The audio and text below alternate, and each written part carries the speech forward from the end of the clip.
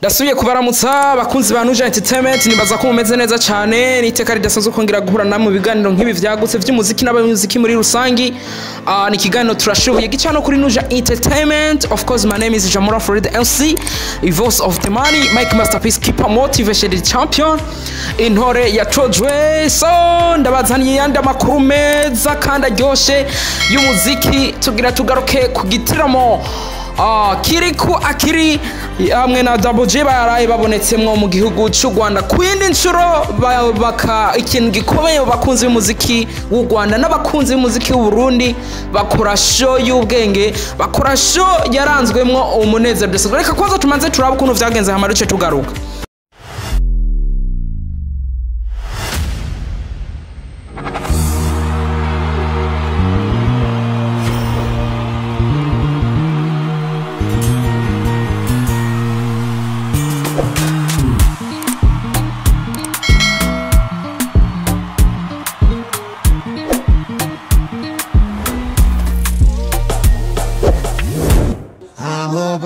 Dushira azukamwe tubona nada 266 na akili bojumbora tukigali umurasu wawe shisha mache nanje yalampai salam kalezi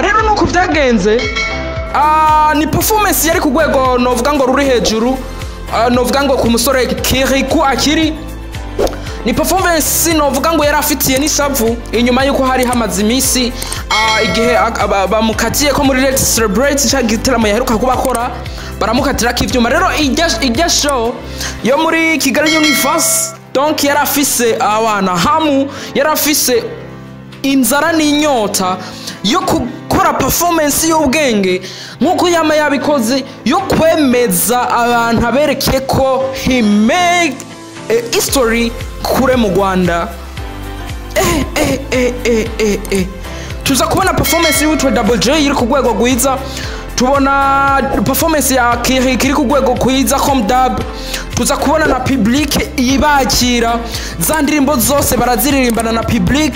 Mbega dusubira kubona show y'abarundi kozwe neza mu gihugu cy'u Rwanda. Kiriku Akiri ku ndirimbo aha nihe ni indirimbo yamwugururiye novuga ngo imiryango, indirimbo yamwugururiye novuga ngo yamwongereje fan base, ni indirimbo yamwongereje abafana haba mu gihugu iwacu canke mu bindi bihugu duhana imbibi. Aronka amadire menshi ino musari novuga ngo no muri mu makompetisi agiye atandukanye tuza kuba tunayagarukako. Mbega turaza kuraba ni indirimbo, hariho n'indirimbo agira cyakorana na Bruce Melody nkuko yabipostinze mwarabibonye. Rero tugaruke mbega Kiriku indirimbo aha nihe ukuntu imeze, ni indirimbo novuga ngo iri kuri hit kandi maze igihe kinini iri kuri hit. Abantu benshi baca bibaza eske Kiriku Akiri hari hageze ka sohora yindi ndirimbo canke Kiriku Akiri hari hageze ka kora collabo canke yarakwiye guca akora yindi wenyene question mark. Nico kibazo benshi bagiye bibaza, ariko hano kuri Nuja Entertainment ko tubibona Kiriku Akiri mu gihe azobakoranye n'umuntu akomeye nka kujya kwa Bruce Melody. Nibaza ko ari Kiriku featuring Bruce Melody, sinibaza ko ari Melody featuring Kiriku, kuko niyaba Melody featuring Kiriku azoba ashaka kugira ngo amwogereko muga nambari Kiriku featuring novuga ngo Bruce Melody azoba ari ikintu gikomeye kuko kumuririmbyi nka Kiriku si ubwa mbere barakoranye indirimbo remix bisusu, barakora novuga ngo n'ibindi maproje bagiye bahuriramo. Rero gukora indirimbo na Bruce Melody ni ikintu ciza kuri Kiriku kuko azoba ariko agerageza kwinjira muri wa muziki nyarwanda tuwufate fresh, azoba ariko agerageza kugira ngo yipase na kuba abo bantu bakomeye mu gihugu cy'u Rwanda abafatire hamwe. Rero ino ndirimbo reka tuyitege ko ibintu bikomeye cyane. Ni na Double J hariya mu gihugu cy'u Rwanda yavuze ati turi no mu bindi bikorwa by'umuziki vuba vuba turabaha ibindi bikorwa. Nawe nyene vuba vuba ndazi araduha novuga ngo gahunda y'ibikorwa by'ukuntu bimeze. Tugiye kubona na Kiku ari no mu gihegorana rikomeye cyane hano mu gihugu cy'u Rwanda, gihugu cy'u Burundi hano iwacu, novuga gishiramwe rikomeye cyane ntitworivuga kuko nijyarishe hano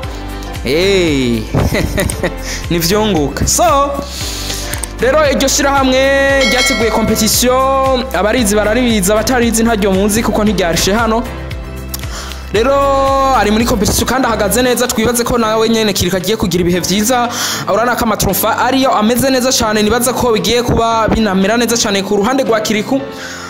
Nizana neza rero nuko rero muri rusange igitaramo cyagenze neza, twabonye n'abamutumiye baragize after baranezerwa vraiment. Kiriku urana ko ari ku rwego rwiza. Sadbi ari mu gihugu cyane uvuga ngo cy'ububirigi yagiye muri Major to hariya ku mugabane wa Buraya, ni kitiramo yaranza ko yarayakuze nawe nyene cyagenze neza, twagiye tubona feedback imeze neza cyane ku mugabo nka Kiriku nka Sadbi.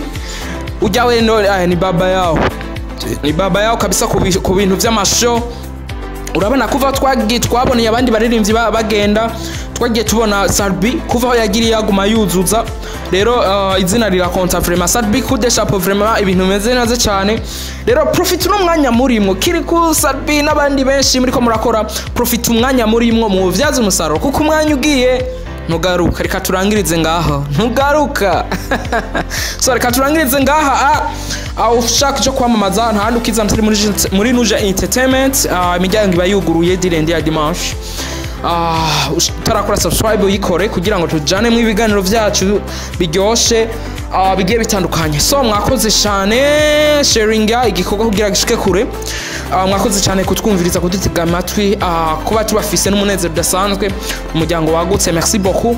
Yari Jamar Fred MC, voice of the money, Mike Pastor Peacekeeper, motivated champion, intore yatuchwe. Ciao ciao.